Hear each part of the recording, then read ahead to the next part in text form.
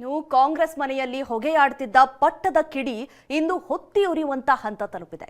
ಆದರೆ ಅಧಿಕಾರದಲ್ಲಿದ್ಕೊಂಡೇ ಇಬ್ಬರು ನಾಯಕರ ಕುರ್ಚಿ ಕಿತ್ತಾಟಕ್ಕೆ ಹೈಕಮಾಂಡ್ ಯಾಕೆ ಬ್ರೇಕ್ ಹಾಕ್ತಾ ಇಲ್ಲ ಅನ್ನೋದೇ $1 ಮಿಲಿಯನ್ ಪ್ರಶ್ನೆಯಾಗಿದೆ.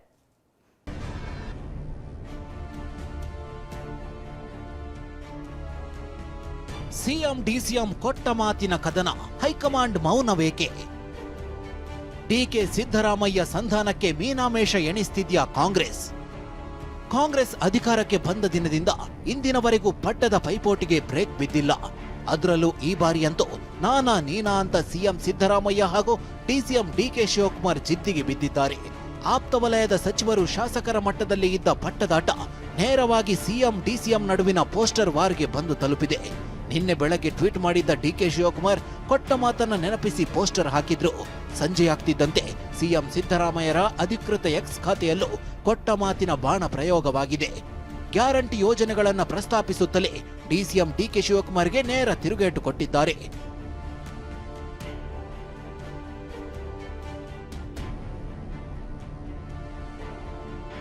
ಆದ್ರೆ ಭರ್ಜರಿ ಬಹುಮತದಿಂದ ಅಧಿಕಾರಕ್ಕೇರಿರೋ ಕಾಂಗ್ರೆಸ್ ಪಕ್ಷದಲ್ಲಿ ಈ ರೇಂಜ್ಗೆ ಕುರ್ಚಿ ಕಿತ್ತಾಟ ನಡೀತಿದ್ರು ಹೈಕಮಾಂಡ್ ಮೀನಾಮೇಷ ಎಣಿಸ್ತಿರೋದ್ಯಾಕೆ?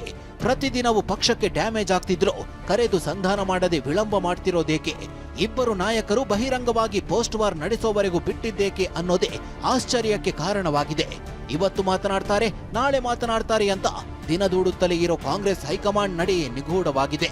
ಈ ಪಟ್ಟದ ರೇಸ್ಗೆ ಹೈಕಮಾಂಡ್ ಯಾವ ರೀತಿ ಬ್ರೇಕ್ ಹಾಕುತ್ತೆ, ಯಾವ ನಿರ್ಧಾರ ತೆಗೆದುಕೊಳ್ಳುತ್ತೆ ಅನ್ನೋದೇ ಕುತೂಹಲಕ್ಕೆ ಕಾರಣವಾಗಿದೆ.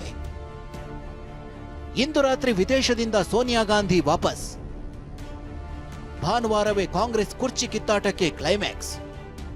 ಸಿಎಂ ಕುರ್ಚಿ ವಿಚಾರವಾಗಿ ಸಿದ್ದರಾಮಯ್ಯ ಡಿಕೆ ಶಿವಕುಮಾರ್ ಹಗ್ಗಜಗಾಟ ತಾರಕಕ್ಕೇರುತ್ತಿದೆ. ಸದ್ಯ ವಿದೇಶದಲ್ಲಿರೋ ಸೋನಿಯಾ ಗಾಂಧಿ ಇಂದು ರಾತ್ರಿ ದೆಹಲಿಗೆ ಹಿಂದಿರುಗಲಿದ್ದಾರೆ.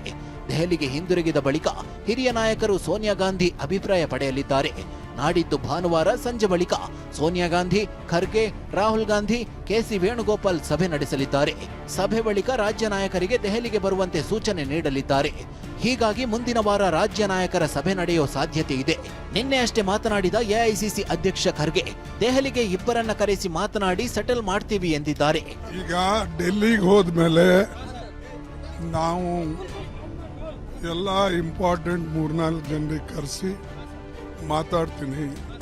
ಅದರಲ್ಲಿ ಚರ್ಚೆ ಆದಮೇಲೆ ಯಾವ ರೀತಿಯಾಗಿ ಮುಂದೆ ನಡಿಬೇಕು ಅಂತಕ್ಕಂಥ ಮಾತನ್ನ ಹೇಳ್ತೇವೆ.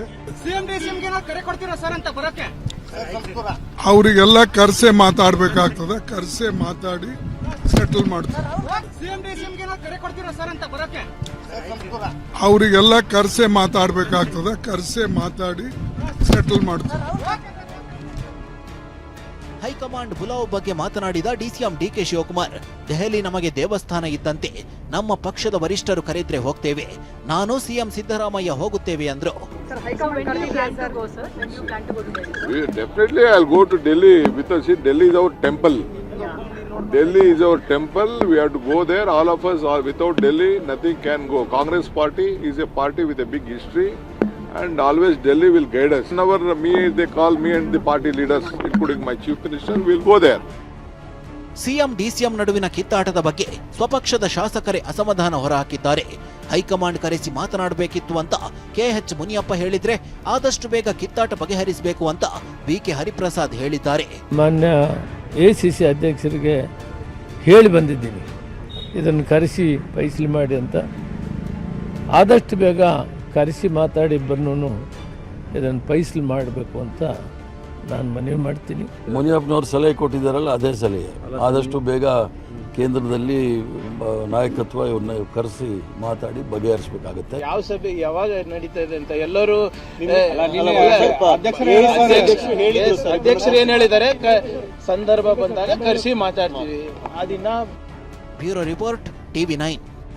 ರಾಜ್ಯದಲ್ಲಿ ಪಟ್ಟದ ಆಟ ಜೋರಾಗಿ ನಡೀತಾ ಇದೆ. ಇದರ ಮಧ್ಯೆ ಯತೀಂದ್ರ ಸಿದ್ದರಾಮಯ್ಯ ಹೇಳಿಕೆಯನ್ನ ಕೊಟ್ಟಿದ್ದಾರೆ. ವರಿಷ್ಠರು ಸಿಎಂ ಡಿಸಿಎಂ ಕರೆದು ಚರ್ಚಿಸುತ್ತೇವೆ ಎಂದಿದ್ದಾರೆ. ಸಿಎಂ ಯಾರಾಗಬೇಕು ಅಂತ ಹೈಕಮಾಂಡ್ ತೀರ್ಮಾನಿಸುತ್ತೆ. ಮಂಡ್ಯದಲ್ಲಿ ಎಂಎಲ್ಸಿ ಯತೀಂದ್ರ ಸಿದ್ದರಾಮಯ್ಯ ಹೇಳಿಕೆಯನ್ನ ಕೊಟ್ಟಿದ್ದಾರೆ. ಅಧಿಕಾರ ಹಂಚಿಕೆ ಬಗ್ಗೆ ನಮಗೆ ಯಾರಿಗೂ ಕೂಡ ಗೊತ್ತಿಲ್ಲ. ಎಲ್ಲಾ ಪಕ್ಷದಲ್ಲೂ ಕೂಡ ಸಿಎಂ ಆಕಾಂಕ್ಷಿಗಳು ಇದ್ದೇ ಇರ್ತಾರೆ. ಈ ಎಲ್ಲ ಗೊಂದಲಗಳು ಕೂಡ ನಿವಾರಣೆ ಆಗುತ್ತೆ, ಎಲ್ಲವೂ ಕೂಡ ಸರಿ ಹೋಗಲಿದೆ, ಹೈಕಮಾಂಡ್ ಅದನ್ನ ನಿರ್ಧಾರ ಮಾಡುತ್ತೆ ಅನ್ನೋದಾಗಿ ಯತೀಂದ್ರ ಸಿದ್ದರಾಮಯ್ಯ ಹೇಳಿಕೆಯನ್ನ ಕೊಟ್ಟಿದ್ದಾರೆ. ಈ ಹಿಂದೆ ಕೂಡ ಹಲವಾರು ಚರ್ಚೆಗಳಾಗ್ತಾ ಇತ್ತು. ಆಗ ಸಿದ್ದರಾಮಯ್ಯನವರೇ 5 ವರ್ಷ ಮುಂದುವರಿತಾರೆ ಅಂತ ಹೇಳಿದ್ರು. ಈಗ ಎಲ್ಲವೂ ಕೂಡ ಹೈಕಮಾಂಡ್ ನೋಡ್ಕೊಳ್ಳುತ್ತೆ ಅನ್ನುವಂಥ ಮಾತುಗಳನ್ನ ಹೇಳಿದ್ದಾರೆ. ಹಲವಾರು ಮಂತ್ರಿಗಳು ಕೂಡ ಹೇಳಿದ್ದಾರೆ. ಸೊ ಈ ವಿಚಾರವಾಗಿ ಹೈಕಮಾಂಡ್ ಏನು ತೀರ್ಮಾನ ತೆಗೆದುಕೊಳ್ಳುತ್ತೆ ಅದೇ ಅಂತಿಮ ನಿರ್ಧಾರ. ಸೊ ಹಾಗಾಗಿ ಹೈಕಮಾಂಡ್ ಏನಾದರೂ ಹೇಳೋದಕ್ಕಿಂತ ಮುಂಚೆ ನಾವು ಯಾರು ಅದ್ರ ಬಗ್ಗೆ ಮಾತನಾಡೋದು ಸರಿ ಇರೋದಿಲ್ಲ. ಹಲವಾರು ಮಂತ್ರಿಗಳು